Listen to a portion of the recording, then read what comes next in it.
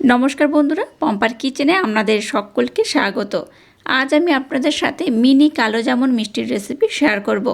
কালো জামুন মিষ্টি আমরা সবসময় টাকা দিয়ে বেশি টাকায় দোকান থেকে কিনে খাই। একবার হলেও আমার মতো বাড়িতে এই মিষ্টিটা বানিয়ে দেখবেন। এটা বানাতে খরচ হয় যেমন কম, খেতে হয় একদম দোকানের মতো। আর একবার খেলে দেখবেন দোকান থেকে কিনে খাওয়ার আর ইচ্ছাই হবে না। এটা এতটাই নরম তুলতুলে রসালো হয়, মুখের মধ্যে দিলেই দেখবেন মিলিয়ে যাবে। তাহলে চলুন দেরি না করে আজকের এই অপূর্ব স্বাদের মিনি কালো জামুন মিষ্টির রেসিপিটা দেখে নেওয়া যাক। এই মিষ্টিটা বানানোর জন্য এখানে দেখুন নিয়েছি গমের আটা। একদম ছোট্ট কাপের মাপ করে 1 কাপ আমি গমের আটা নিয়েছি। এখানে কোন রকম সুজি, ছানা কিংবা ময়দারও ব্যবহার করব না। তো প্রথমে আমি 1 কাপ গমের আটা দিয়ে দিলাম। 1 কাপ গমের আটার জন্য 1 কাপ আমি মিল্ক পাউডার মানে গুঁড়ো দুধ নিয়েছি। অল্প একটু এলাচ পাউডার দিয়ে দিলাম। একটু এলাচ পাউডার অবশ্যই ব্যবহার করবেন, নতবা কিন্তু আটার একটা স্মেল থাকে।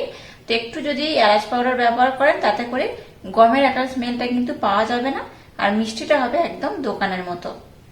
আর এর মধ্যে দিয়ে দেবো 1 চামচ ঘি। আপনারা চাইলে এখানে ঘির পরিবর্তে সাদা তেলও ব্যবহার করতে পারেন, তবে ঘি দিয়ে বানালে কিন্তু মিষ্টির রেজাল্ট বেশি ভালো হয়। এবার সমস্ত উপকরণ আমি খুব ভালোভাবে মেখে নেব। এইভাবে সুন্দর করে ডলে ডলে একটু ময়াম করে নেবেন, তাতে করে কিন্তু মিষ্টির রেজাল্টটা খুবই ভালো হবে। আর এইভাবে বানিয়ে খেয়ে দেখবেন দোকান থেকে মিষ্টি কিনে খাওয়ার ইচ্ছাই হবে না। সমস্ত শুকনো উপকরণ ঘি দিয়ে খুব সুন্দর করে ময়াম করে মেখে নিয়েছি, দেখে বুঝতেই পারছেন। এইভাবে মুঠি করলে দেখবেন মুঠি হবে, আর চাপ দিলে তবেই ভাঙবে। আচ্ছা, এখানে আমরা চাইলে কিন্তু সামান্য একটু লবণ অ্যাড করতে পারেন, তবে মিষ্টিতে লবণ অ্যাড না করাই ভালো। যাই হোক, এই যে মিষ্টিটা বানাবো আমার মতো বানিয়ে দেখবেন অসাধারণ খেতে লাগবে। যাই হোক, মিশ্রণটাকে মেখে নিয়েছি খুব ভালোভাবে। এবার এখানে আমি লিকুইড দুধ অ্যাড করব। লিকুইড দুধটাকে আমি ঘন করে জাল দিয়ে রেখে দিয়েছিলাম, সেই দুধ এখানে আমি ব্যবহার করছি। দুধের পরিমাণটা খুব বেশি একেবারে দেব না, তাহলে মিশ্রণটা নরম হয়ে যেতে পারে। তাই অল্প অল্প দুধ দিয়ে এটাকে খুব সুন্দর করে মেখে নিতে হবে।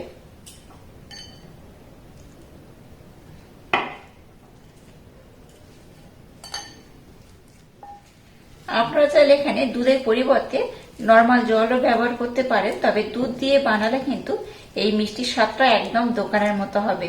খেয়ে বুঝতেই পারবেন না এটা দোকান থেকে কিনে আনা নাকি বাড়িতে বানানো। এখানে আমি আর একটা উপকরণ অ্যাড করব। এবার এখানে বেকিং পাউডার দিয়ে দেবো একদম সামান্য পরিমাণে, আর একদম 1 চিমটার মতো দিয়ে দেবো বেকিং সোডা বা খাবার সোডা। যখন শুকনো উপকরণগুলো মিক্স করছিলাম তখনও দিয়ে মাখতে পারেন, আর এই পর্যায়েও ব্যবহার করতে পারেন। যাই হোক, এবার আমি বেকিং পাউডার আর বেকিং সোডা দিয়ে মিশ্রণটাকে খুব সুন্দর করে মেখে নিয়েছি। আচ্ছা, এইভাবে একটু বেকিং পাউডার আর একটু বেকিং সোডা যদি ব্যবহার করেন মিষ্টিগুলো কিন্তু ভীষণ স্পঞ্জি হবে, নরম হবে, তুলতুলে হবে, আর অনেকটাই কিন্তু ফুলে যাবে। আজকে আমি আপনাদের সাথে মিনি কালো জামুন মিষ্টি রেসিপি শেয়ার করব। দোকানে এরকম কিন্তু কালো জামুন কম টাকা বা 1 টাকা দিয়ে কিন্তু কিনতে পাওয়া যাবে না।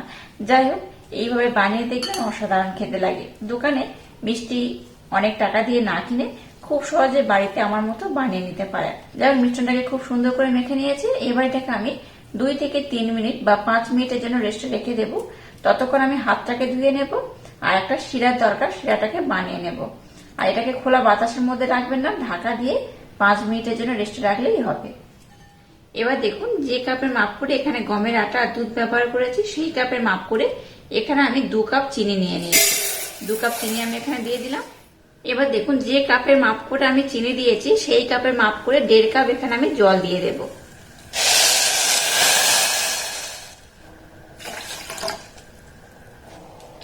দিয়ে দেবো 2টো এলাচ। এলাচের মুখটাকে একটু চিড়ে নিয়েছি। গ্যাসের ফ্লেমটাকে এবার একদম লো টু হালকা মিডিয়াম দিয়ে একটা পাতলা শিরা আমি বানিয়ে নেব। শিরাটাকে খুব ঘন করে কিন্তু বানানো যাবে না, একদম পাতলা করেই বানাতে হবে। আমি আপনাদের এখনই বলে দিচ্ছি, এই চিনিটা যতক্ষণ না মেল্ট হচ্ছে ততক্ষণ কিন্তু গ্যাসটাকে লো টু মিডিয়াম দেবেন, আর চিনিটাকে একদম মেল্ট করে নিয়ে গ্যাসটাকে বন্ধ করে দেবেন। মানে বুঝতেই পারছেন শিরাটা কতটা পাতলা হবে। এই জলের সাথে চিনিটা খুব ভালোভাবে মেল্ট হয়ে গেলেই হবে। তারপরে কিন্তু গ্যাসটাকে বন্ধ করে এটাকে ঢাকা দিয়ে রেখে দিতে হবে।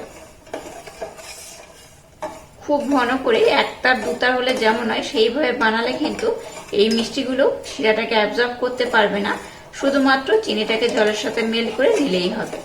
যাই হোক, এটা ততক্ষণ হতে থাকুক, আমি মিষ্টিগুলোকে এবার বানিয়ে নেব। এবার একটু হাতের মধ্যে আমি ঘি নিয়ে নেব। দেখুন মিশ্রণটা আগে থেকে আর একটু টাইট হয়ে গেছে, দেখে বুঝতেই পারছেন বেশ অনেকটাই টাইট হয়ে গেছে। এবার এখান থেকে আমি অল্প অল্প মিশ্রণ নেব। আচ্ছা, এখানে আমি বানাচ্ছি 1 টাকার কালো জামুন মিষ্টি, মানে সেই মিষ্টি খুবই ছোট হওয়ার কথা, তাই কিন্তু এইরকম ছোট্ট ছোট্ট করে বল করে নিতে হবে। একদম ছোট ছোট এইভাবে লেচি কেটে নেব আর মিষ্টিগুলোকে বানিয়ে নেব। এই মিষ্টিগুলো যখন বানাবো তখন দেখবেন ফুলে অনেকটাই হয়ে যাবে, মানে ডবল হয়ে যাবে। তাই এই মিষ্টিগুলোকে একদম ছোট্ট ছোট্ট করে বানালে তবেই কিন্তু মিনি কালো জামুন মিষ্টি হবে। এই দেখুন, এইরকম সুন্দর করে ছোট্ট ছোট্ট করে বানিয়ে নিতে হবে। আপনারা চাইলে প্রথমে লেচিগুলোকে কেটে তারপর কিন্তু বানাতে পারেন, আর এইভাবে অল্প অল্প নিয়েও বানিয়ে নিতে পারেন। হাতের মধ্যে এইভাবে একটু আলতো করে প্রেসার দিয়ে সুন্দর করে এটাকে কিন্তু গোল করে নিতে হবে।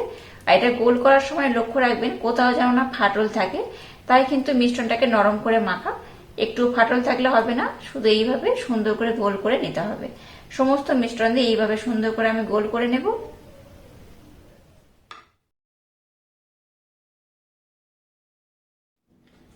দেখুন সমস্ত মিষ্টিগুলোকে আমি খুব সুন্দর করে বানিয়ে নিয়েছি। আর দেখুন একটুখানি আমি গমের আটা আর দুধ ব্যবহার করে কতগুলো মিষ্টি বানিয়ে নিয়েছি। চলুন এবার আমি মিষ্টিগুলোকে ভেজে নেব। এবার দেখুন গ্যাসটাকে জেলে দিয়ে এখানে দেখুন একটা কড়া বসিয়ে দিয়েছি। প্রথমে কড়াটাকে খুব ভালোভাবে গরম করে নিয়েছি আর তারপর এখানে দিয়ে দিয়েছি সাদা তেল। তেলটাকে কিন্তু একদম হালকা করে গরম করেছি। এখানে তেলটাকে খুব বেশি গরম করা যাবে না, হালকা করে গরম করতে হবে। এবার যে মিষ্টিগুলোকে বানিয়েছি এগুলো তেলের মধ্যে দিয়ে দেব। দিলেই বুঝতে পারছেন কতটা বুদবুদ হচ্ছে, একদম কিন্তু কম, একদম হালকা গরম হলে যেমন হয় ঠিক সেই রকম। তো এখন এই মিষ্টিগুলোকে আমি এখানে দিয়ে দেব।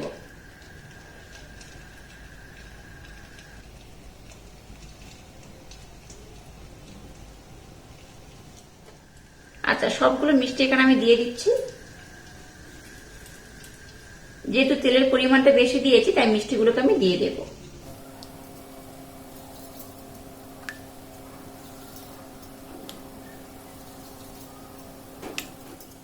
দেখুন সমস্ত মিষ্টিগুলোকে দিয়ে দিয়েছি আর এখানে কিন্তু কোন রকম দেখুন হাতার ব্যবহার করছি না আমি।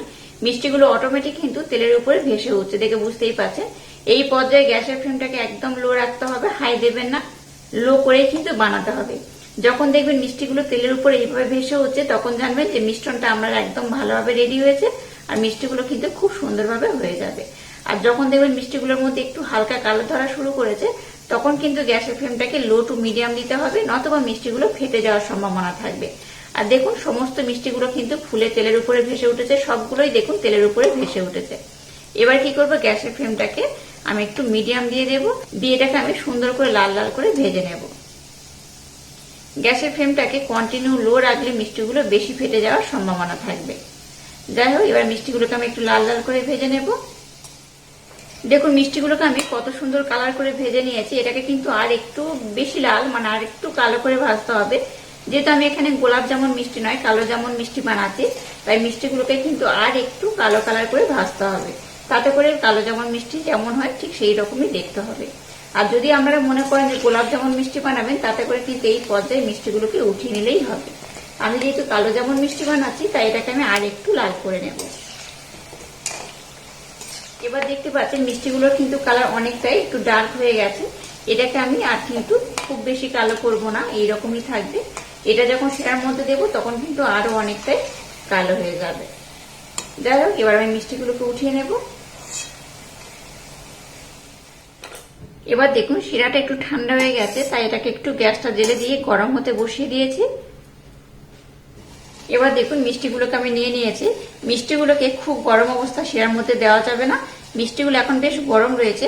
এই মিষ্টিগুলোকে আমি আর একটু ঠান্ডা করে নেব, হাত দিয়ে ধরতে পারবো সেইভাবে কিন্তু গরম করতে হবে। আর বলে রাখি এখানে মিষ্টিগুলো দেখুন একটু ফেটে গেছে, আমি বলে দিচ্ছি এখানে বেকিং পাউডারের পরিমাণটা একটু বেশি হয়ে গেছিল, তার জন্য কিন্তু মিষ্টিগুলো একটু ফেটে গেছে। তো মিষ্টিগুলো ফেটে গেলে রসটা কিন্তু খুব সহজে অ্যাবজর্ব করে নেবে, তাতে কোনো রকম সমস্যা নেই। তবে চেষ্টা করবেন বেকিং পাউডারের পরিমাণটা আরেকটু কম দেওয়া, তাতে করে পারফেক্ট হবে। তো আমার একটু বেকিং পাউডার বেশি পড়ে গেছিল, তার জন্য কিন্তু মিষ্টিগুলো একটু ফেটে গেছে। যাই হোক, আবারও আমি শিরাটাকে একটু ভালোভাবে গরম করে নিয়েছি। এবার এই মিষ্টিগুলোকে আমি শিরার মধ্যে দিয়ে দেব।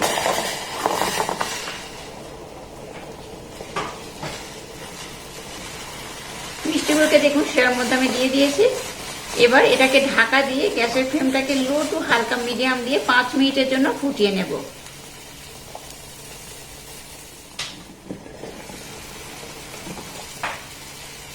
মিষ্টিটাকে 5 মিনিট সময় দিয়ে একটু ফুটিয়ে নিয়েছি। এবার আমি গ্যাসটাকে বন্ধ করে দেব। গ্যাসটাকে বন্ধ করে দিয়ে ওভারনাইটের জন্য মিষ্টিগুলোকে আমি শিরার মধ্যে রেখে দেব। এখন দেখুন মিষ্টিগুলো শিরার উপরে ভেসে রয়েছে, কিন্তু এটা যখন শিরাটাকে অ্যাবজর্ব করবে তখন দেখবেন যে মিষ্টিগুলো একদম কিন্তু শিরার মধ্যে ডুবে যাবে। তো তখনই বুঝবেন যে মিষ্টিগুলো খুব ভালোভাবে শিরাটাকে অ্যাবজর্ব করে নিয়েছে। আমরা যদি দিনের বেলা বানান তাতে করে মিষ্টিগুলোকে 2 থেকে 3 ঘন্টার জন্য ভিজিয়ে রাখলেই হবে। আর মিষ্টি যেহেতু আমি রাত্রে বানাচ্ছি তাই এটাকে আমি ওভারনাইটের জন্য রেখে দেব। মর্নিং আমাদের দেখাবো মিষ্টিগুলো কত সুন্দর হয়েছে। দেখুন কালো জামুন মিষ্টিগুলোকে আমি কত সুন্দর করে রেডি করে নিয়েছি আর কত অপূর্ব হয়েছে। দেখুন আমি যে শিরাটা এখানে দিয়েছিলাম, শিরাটা দেখুন শিরার মধ্যে মিষ্টিগুলো ভেসেছিল, এখন দেখুন মিষ্টিগুলো শিরার মধ্যে একদম ডুবে গেছে। দেখে বুঝতেই পারছেন কতটা সুন্দর হয়েছে। আমি আমাদের দেখাচ্ছি, দেখুন এটা কতটা রসালো হয়েছে, কতটা তুলতুলে হয়েছে আর কতটা রস অ্যাবজর্ব করেছে। তো একটা মিষ্টি আমি আপনাদের কেটে দেখাবো মিষ্টিগুলো কত সুন্দর হয়েছে। মিষ্টিগুলো যেহেতু একটু ফেটে গেছিল তার জন্য কিন্তু এর মধ্যে খুব ভালোভাবে শিরাটা অ্যাবজর্ব করে নিয়েছে। আর এটা ভিজতে খুব একটা বেশি সময় লাগেনি। আমি আপনাদের বলেছিলাম ওভারনাইটের জন্য ভিজিয়ে রাখবো, কিন্তু ওভারনাইটের জন্য রাখিনি। জাস্ট আমাদের দেখাচ্ছি, দেখুন 2 থেকে 3 ঘন্টা সময় দিতেই কিন্তু এটা খুব সুন্দরভাবে ভিজে গেছে। আমি কেটে আপনাদের দেখাচ্ছি, দেখুন এটা কতটা সুন্দর হয়েছে, কতটা রসালো হয়েছে, কতটা নরম আর কতটা তুলতুলে। মুখের মধ্যে দিলেই দেখবেন মিলিয়ে যাবে। এইভাবে একবার বানিয়ে দেখবেন, বাচ্চা থেকে বড় সবাই ভীষণ পছন্দ করবে আর খুব মজা করে খাবে। এই দেখুন কতটা রস অ্যাবজর্ব করেছে, দেখে বুঝতেই পারছেন। আর ভিতরটা কতটা জালিদার হয়েছে দেখুন। দোকানের মিষ্টি স্বাদকেও হার মানাবে। এইভাবে একবার না বানালে ভীষণ মিস করবেন। আর আজকের এই অপূর্ব স্বাদে কালো জামুন মিষ্টির রেসিপিটা যদি আপনাদের ভালো লাগে তাহলে চ্যানেলটাকে লাইক, শেয়ার, কমেন্ট এবং সাবস্ক্রাইব করবেন আর পাশে থাকা বেল আইকনটা প্রেস করে দেবেন। তাহলে টাটা, আবার দেখা হচ্ছে নতুন কোনো রেসিপি নিয়ে।